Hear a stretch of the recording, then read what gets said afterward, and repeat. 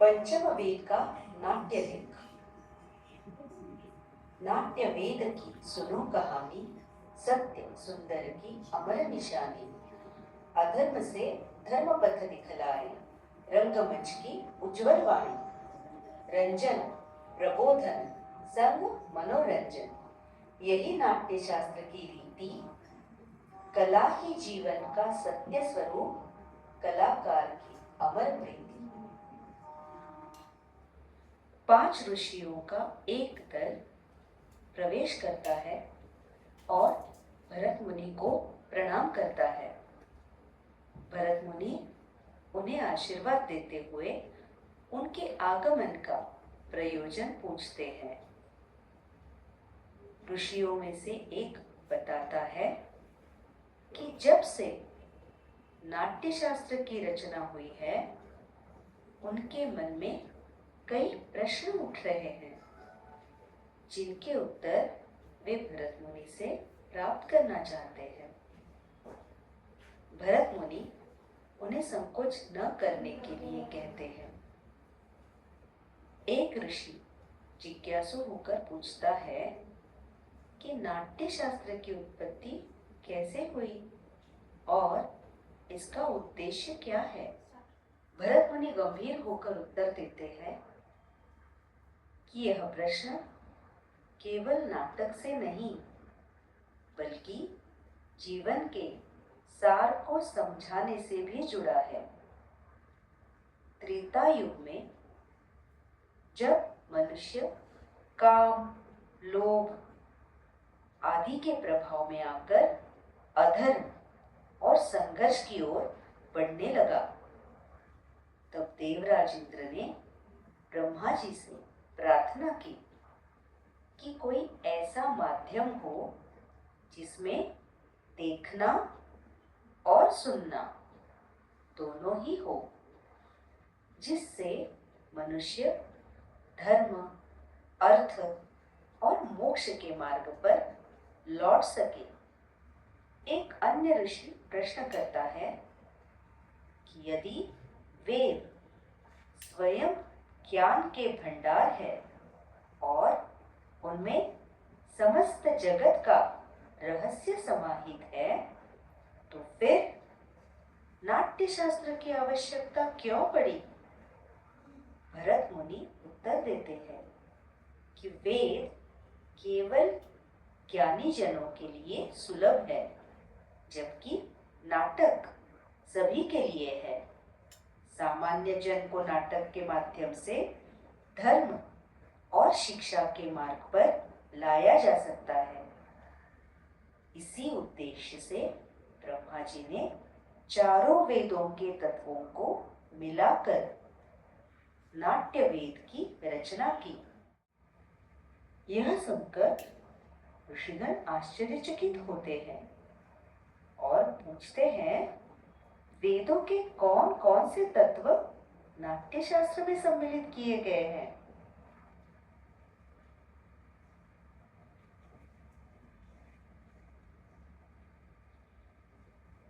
भरत मुनि बताते हैं कि ऋग्वेद से संवाद या संवादों की रचना को लिया गया है। संगीत सामवेद से उत्पन्न हुआ है। यजुर्वेद से अभिनय लिया गया है और अथर्ववेद से रस। इन चारों वेदों के अंगों को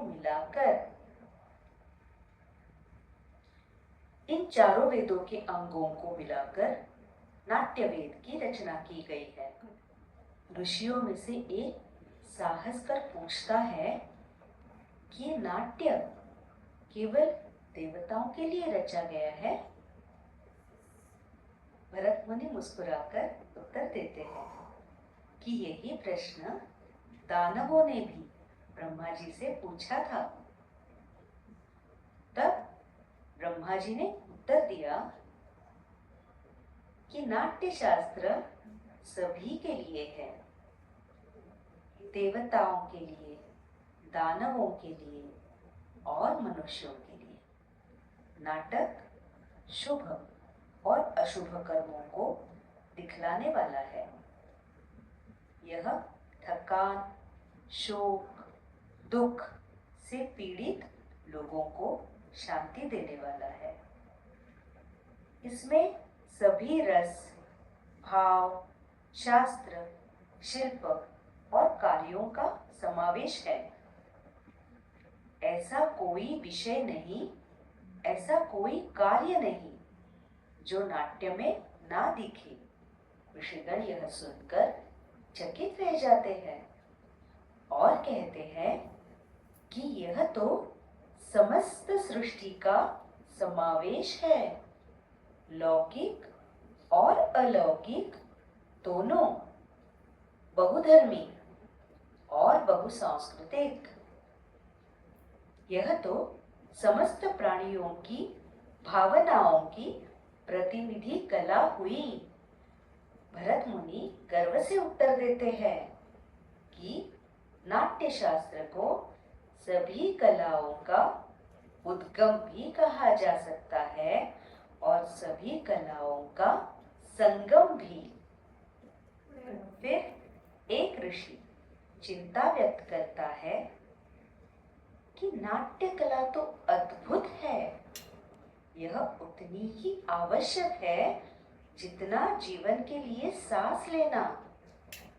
फिर भी समाज इसे गंभीरता से क्यों नहीं लेता?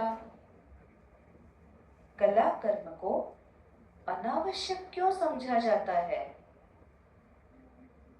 भरत मुनि स्नेह से उत्तर देते हैं कि कलाकार नीति के नियंता नहीं होते, उनका धर्म केवल कला कर्म करना है। समाज और नीति निर्माताओं को इस विषय में विचार करना होगा। कलाकारों के लिए साधन और अवसर उपलब्ध कराने होंगे। नाटक केवल मनोरंजन नहीं है, बल्कि समाज का दर्पण है। यह मानवता को सत्य के मार्ग पर ले जाने का एक साधन है।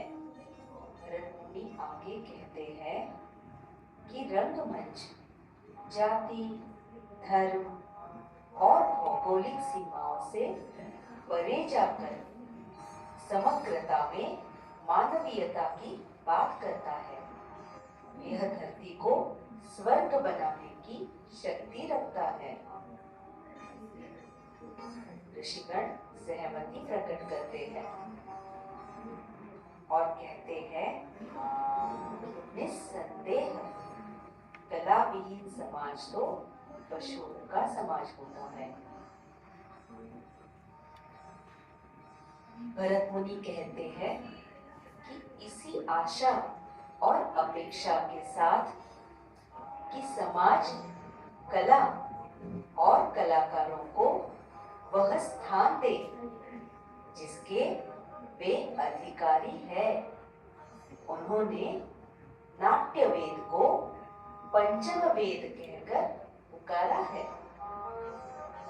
ऋषिगण इस बात की पुष्टि करते हुए कहते हैं, पंचम वेद समस्त वेदों का ज्ञान।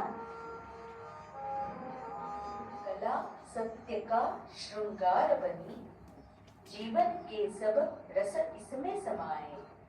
चार वेदों के तत्व समाहित नाट्य वेद का रूप जो पाए।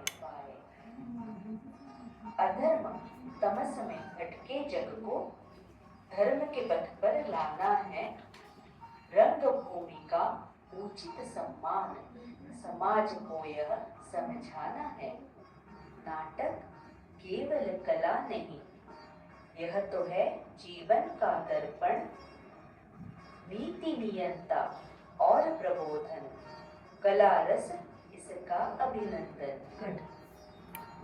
पात्र वेश वाद्य संगीत से मंच सजे यह ज्ञान कहे, नाट्य वेद पंचम वेद है, उसका सदा सम्मान रहे। नाट्य वेद पंचम वेद है, उसका सदा सम्मान रहे। पंचम वेद पंचम वेद, सभी करे इसका सम्मान, कला ही जीवन की उज्जवल धारा, नाट्य अमर नाट्य महान, नाट्य अमर नाट्य महान.